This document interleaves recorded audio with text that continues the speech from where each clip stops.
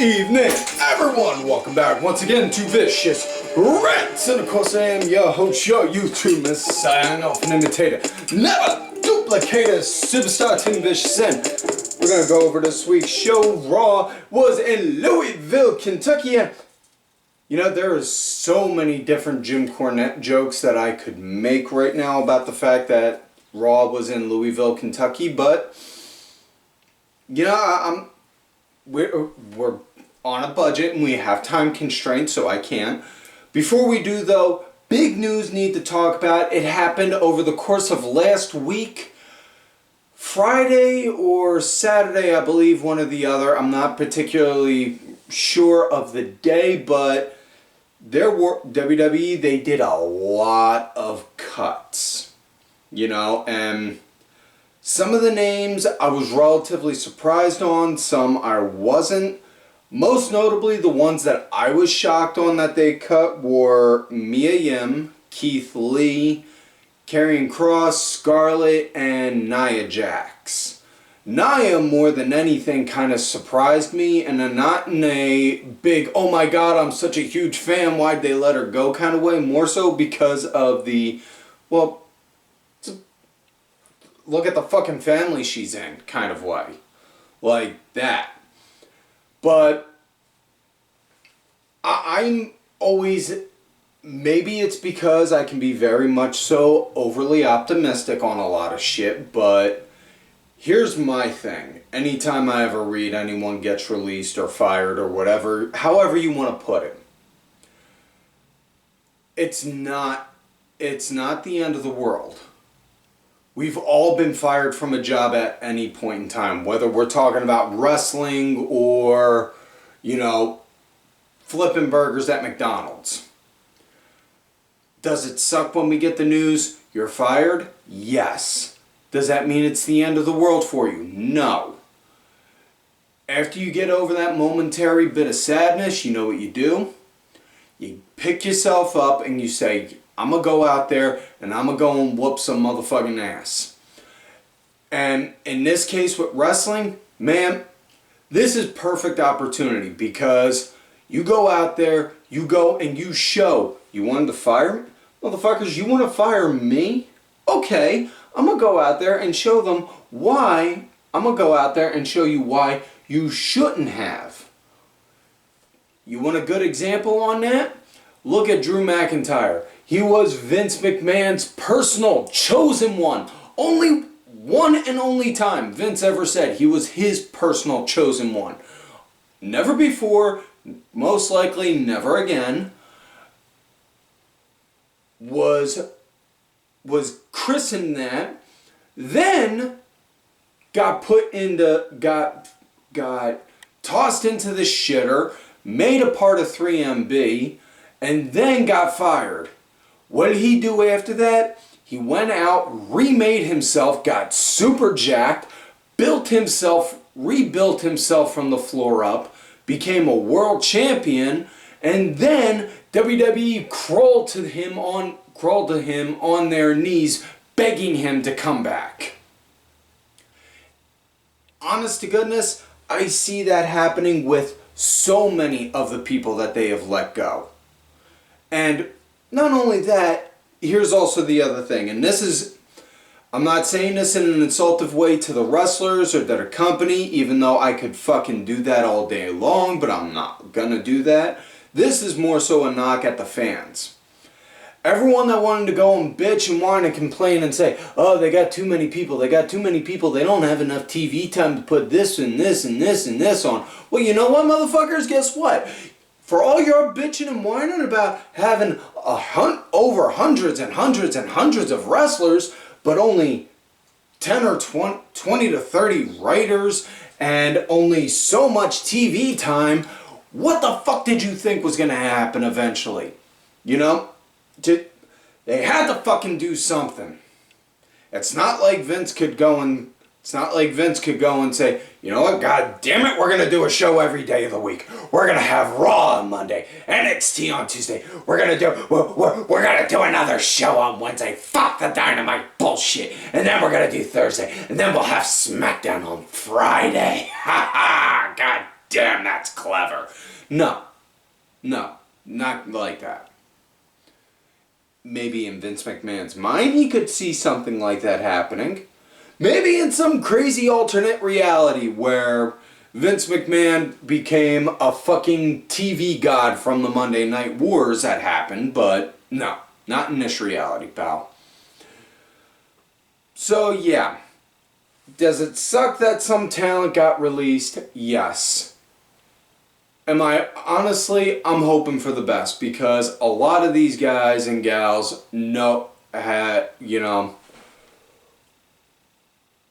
really were good, and honest to goodness, and this is going to sound really cliche, but I really do hope for the best for them. Now with that said, let's switch gears, talk about last week via the SmackDown Rewind and the big highlights from last week's SmackDown.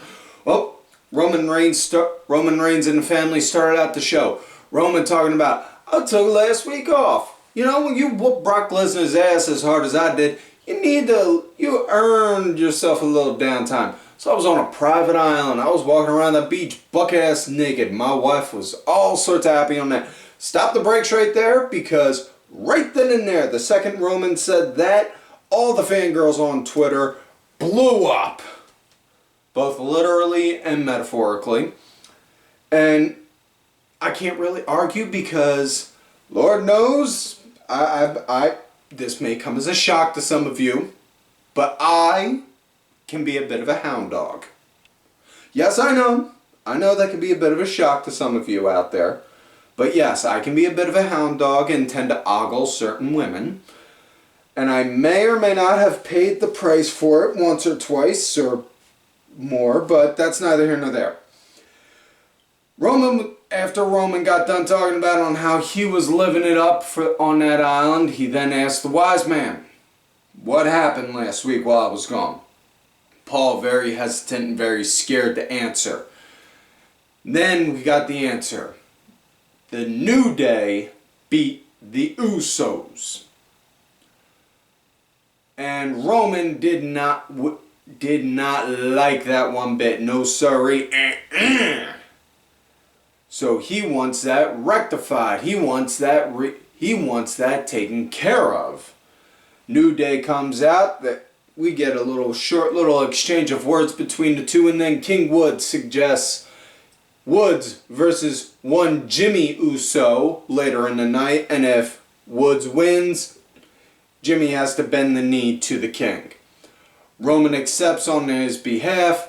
Fast forward to the end of the night, they have a match, hell of a match, and Woods gets the win. Jimmy really hesitant, like not wanting to, but you know, kind of like if you were pushing two of the same side of a magnet together, kind of hesitant.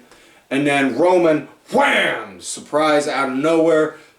And then the family, they wind up beating the shit out of New Day, and then Roman goes over to Woods. Next week, I'm going to show you what a real king is like. So this Friday coming up, we're going to have Roman Reigns versus Xavier Woods, which is really cool.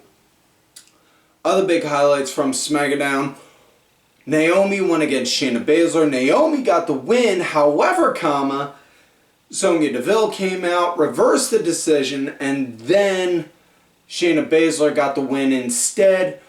I'm really digging this because Naomi is getting an actual legitimate story, not just the cliche women's, I want a title match, you know, I deserve to have a shot at the title.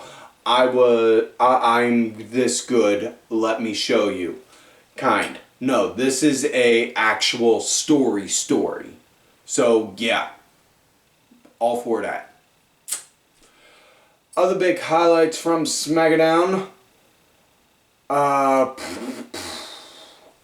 Viking Raiders made their debut. They had a tag match against Corbin and Moss. The Raiders got the win because Corbin and Moss were getting put on the ass end of an ass whooping. And then they eventually said, fuck this shit, we're out of here. And walked off. So the Raiders got the win via a countout.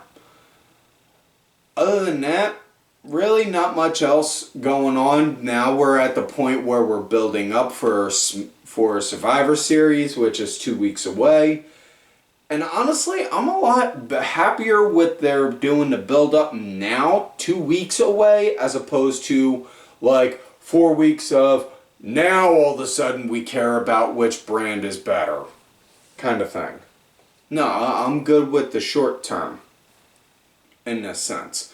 But either way, on with the show. Raw, it starts out with Seth highlighting on how and gloating on how last week with KO, he can't be trusted. Kevin Owens can't be trusted.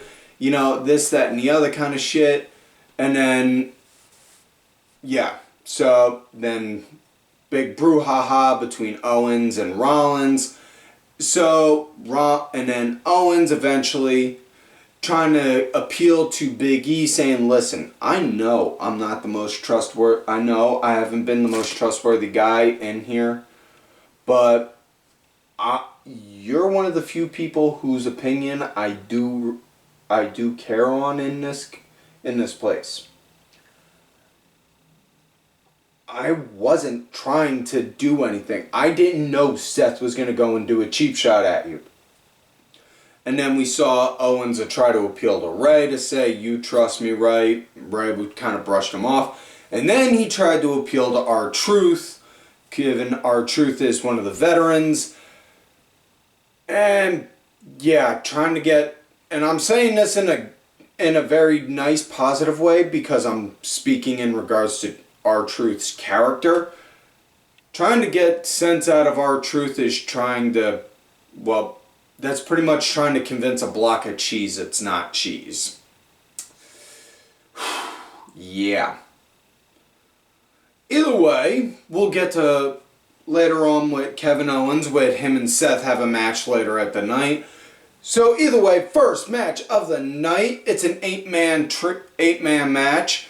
Riddle, Orton, and the Street Profits going against Roode, Dolph Ziggler, AJ Styles, and Omos.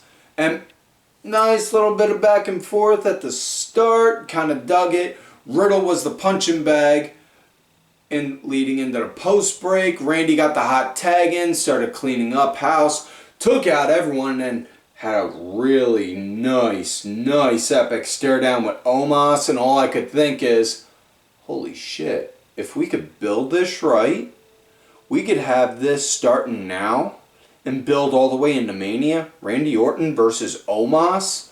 But probably the biggest thing that got me, and it got me in like a what the fuck kind of way, was as Randy and Omos are having a stare down. Boom! Instant cut the commercial. Like, holy shit, what the hell? What the? We just were in the middle of seeing them two locking horns with each other mentally, and then you just did what? Did what? Fuck! Yeah. Either way, they come back post-break, and then Montez Ford is the second punching bag, which, okay, it's an 8-man match. You want to let everyone get their shit in. I can understand. It makes sense. Angelo Dawkins winds up getting a hot tag in, starts cleaning up. And then how the match came to an end, at one point the heels were in-house fighting with each other. Omos was in. He goes over into this corner. He's about to go and tag AJ. Ziggler insists he tags himself in. Then you see AJ and Ziggler screaming with each other. Omos getting the hot with him over it, and then that Omos takes out Roode. Now prior to Omos going and doing that crap, he then proceeded to beat the shit out of Ford, Dawkins, and then Riddle felt bad and tagged himself in. All the while Randy's like, no, don't, kind of like in that. Almost in like that fatherly or big brother, no, don't, you're gonna get your ass kicked. Oh, fuck, I tried to warn him kind of way. And Riddle, he went in, couple high knee strikes, and then Omos like, dude, Nope. Boom! Dropped him like a sack of potatoes. And then we got that tag and then the squabbling in-house on the heel side. Now, while all that was going on, Ziggler then, after he got ragdolled, crawled over, boom, did a pin on Riddle, 1, 2, 3, that was it. And then afterwards, Randy then proceeded to go an RKO, throw out, you get an RKO, you get an RKO, and you get an RKO, and everyone gets an RKO! Yeah. So next match we got, it is impromptu. Scrap Daddy Adam Pearce is out there looking relatively well, all things considered, that he's 2 weeks out from getting pretty much murked by Brock Lesnar.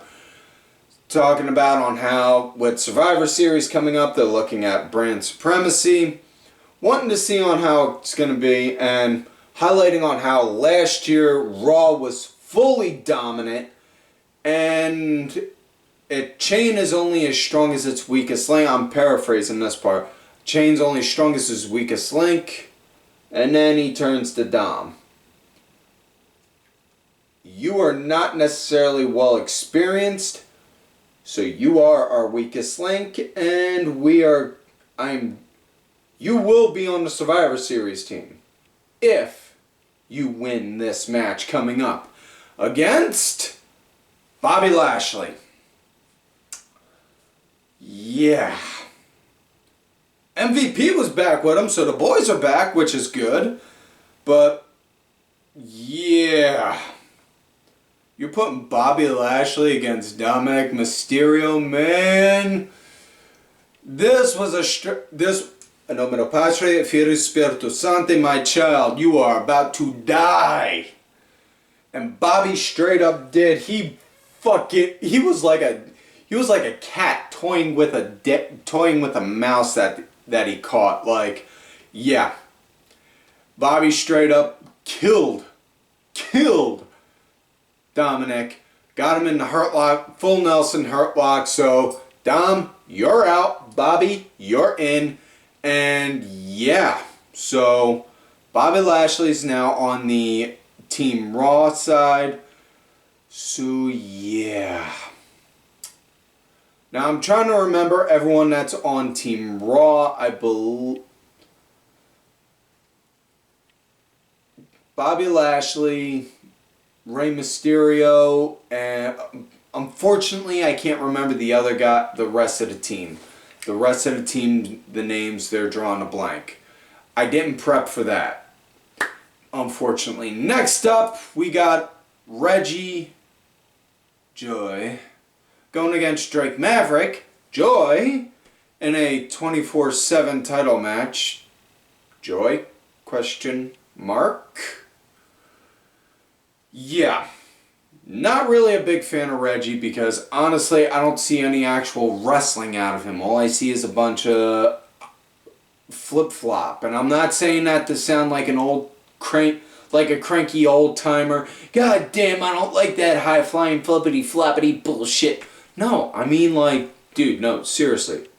All I ever see Reggie do is cartwheels and flip-flops. Like, dude, I want to see you actually try and fucking wrestle. And you don't. I haven't seen it yet, and I'm just, ugh.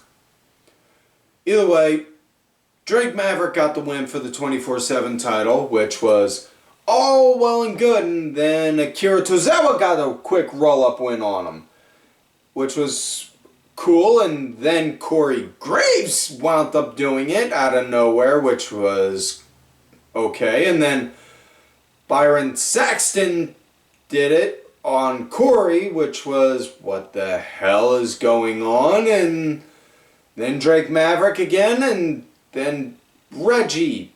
So, normally I'm pretty mad, given that it was roll-up after... Normally you would expect me to be mad about roll-up after roll-up after roll-up after roll-up after roll-up after roll-up before I go on. But I'm not going to be because this is a 24/7 title spot, so yeah, it was expected. Next up, we got Big E going out against Chad Gable. And good God, this was really good. I really fucking liked this. This was really good, solid work. I dug the shit out of it. Gable, he was leading. Probably one of my favorite parts. And believe it or not, it's going to sound really weird. Gable, he did a dragon screw leg whip onto Big E in the corner. And probably the coolest part in the match for me was that when they showed the instant replay, the entire replay was played in slow motion, where you saw Gable winding up, turning, and then hooking the leg like that, showing how the move affected him, as opposed to the replay slowly building to the move and then the move's done. Like, dude, no, you don't get a chance to emphasize and see. I'm a big fan of the slow replay showing the emphasis on the move. Like, show why that move was so dangerous or so painful. But, yeah, really good match. I dug the shit out of it. This I would probably put up there as as match of the night. And Wade! God damn it!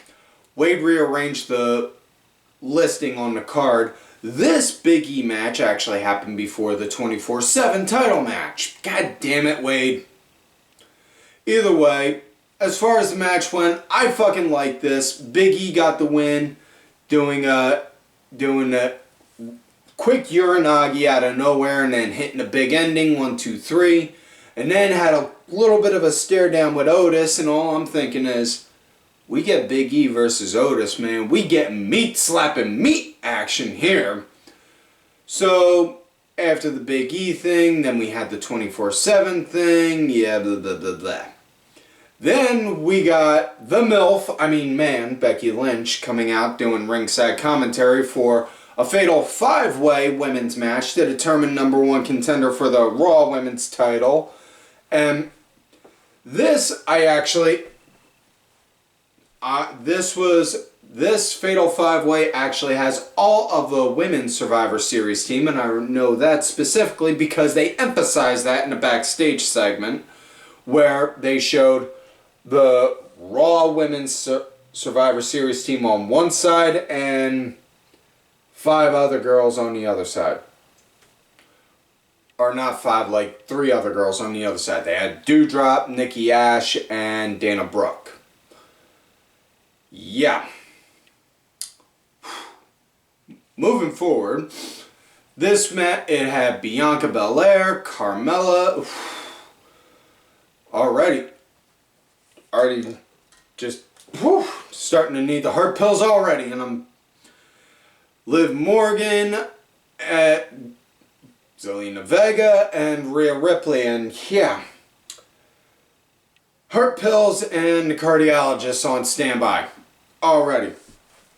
That's enough for that right there, and I'm pretty sure I'm going to get a brain duster at some point.